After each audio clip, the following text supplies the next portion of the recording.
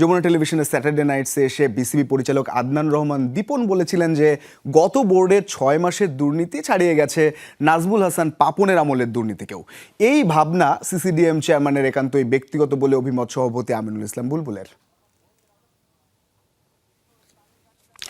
এবং সেই ভাবনা থেকে অবশ্যই তিনি পরবর্তীতে তার আমলে যে তদন্তগুলো করা দরকার, এর আগে তিনিও কথা বলেছেন হাসিনুর রহমানের প্রতিবেদনেই, বিশেষ প্রতিবেদনেই, যে জায়গায় যেমন গ্রিন হাউস একটা করা হয়েছিল একাডেমি মাঠে, কিংবা আসলে যে উইকেটের মাটি চুরি, সে সমস্ত বিষয়ে তিনি তদন্ত করছেন, ওভারঅল কথা বলেছেন তিনি। আমরা দেখব রিপোর্ট।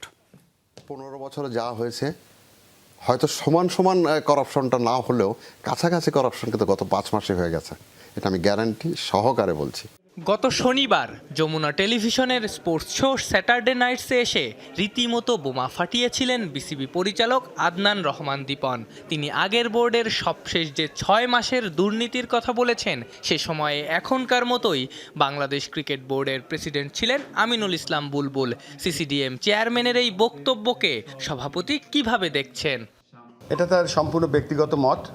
আমি এটাকে ডিফেন্ড করছি যে this was his own call, এবং এ ধরনের কোনো অডিট বা এ ধরনের কোনো কাজ আমরা করছি না। বাট আমরা যেটা করছি, একটা সিস্টেমে চলছিল গত 15 বছর, যেখানে একবারে 90 রানও দেওয়া হয়েছিল। এখানে বেশ কিছু পিচের মাটি কেনার পরেও মাটির কোনো হদিস নেই। তো সব অডিট এখন চলছে। বাট ওই যে কথাটা আপনি বললেন, ওটা আমি মেনে নিচ্ছি না, এবং তার এটা ব্যক্তিগত মত। বুধবার সকাল 11টায় বিসিবির বোর্ড সভা।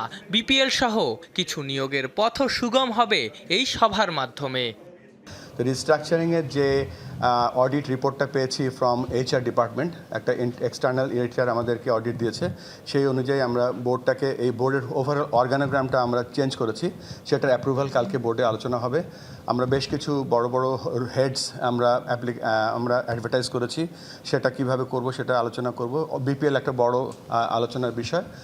26 তারিখ থেকে শুরু হচ্ছে বাংলাদেশ প্রিমিয়ার লিগের এবারের আসর। ফিক্সিং, নিরাপত্তা সহ নানা ইস্যুতে সভাপতি হিসেবে এবারই প্রথম বিপিএল আয়োজনের চ্যালেঞ্জ দেশের প্রথম টেস্ট সেঞ্চুরিয়নের সামনে। এটা আমার জন্য একেবারে একটা নতুন ইভেন্ট, কেননা এটা 12তম বিপিএল। কখনো আমি কোচে হইনি, বা কোনো কর্মকর্তা বা কোনো রোল ছিল না আমার কখনো। সো প্রতিদিন শিখছি, এবং এই খেলাটা প্রোটেক্ট করার জন্য, ভালো ক্রিকেট উপহার দেওয়ার জন্য যত ধরনের চ্যালেঞ্জ আমরা ফেস করছি, সেগুলো থেকে আমরা শিখছিও।